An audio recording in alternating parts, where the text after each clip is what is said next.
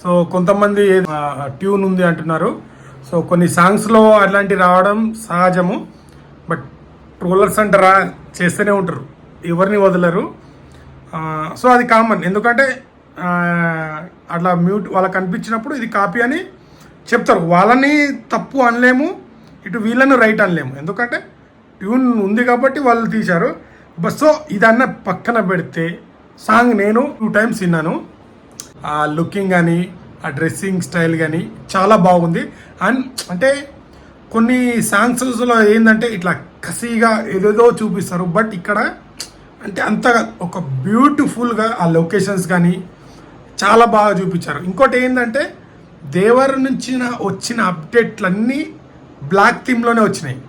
ఇది మరో సలార్ లెక్క ఉంటుందా అంటే మన కేజీఎఫ్ టైప్లోనే మొత్తం సాగుతుందా సినిమా అనుకున్నా. బట్ సాంగ్లో మాత్రం కలర్ఫుల్గా చూపించారు. సో మనము అప్పట్లో శ్రీదేవి అండ్ ఎన్టీఆర్ గారి సాంగ్స్ సో బాగా ఎంజాయ్ చేసినాం. బట్ మళ్ళీ ఆ మ్యాజిక్ దీంట్లో రిపీట్ చేశారనిపించింది. కాపీ కొడితేనే కదా వాళ్ళు చెప్తారు. సో ఇవన్నీ పక్కన పెడితే లిరిక్స్ చాలా బాగున్నాయి. అంటే పాన్ ఇండియా సినిమా కదా, మంచిగా అంటే ప్లాన్ చేయాలనుకున్నారేమో. చాలా ఇంట్రెస్ట్తో బాగా చేశారు, బాగా అనిపించింది. అంటే మరీ అంత హార్ట్ ఉంది, బట్ మరీ అంత పిచ్చెక్కిచ్చేటట్టు అయితే లేదు. సో ఫ్యామిలీతో కలిసి చూసేట్టు నాకు అనిపించింది. నా ఇండియా కొందరికి నచ్చచ్చు, కొందరికి నచ్చకపోవచ్చు.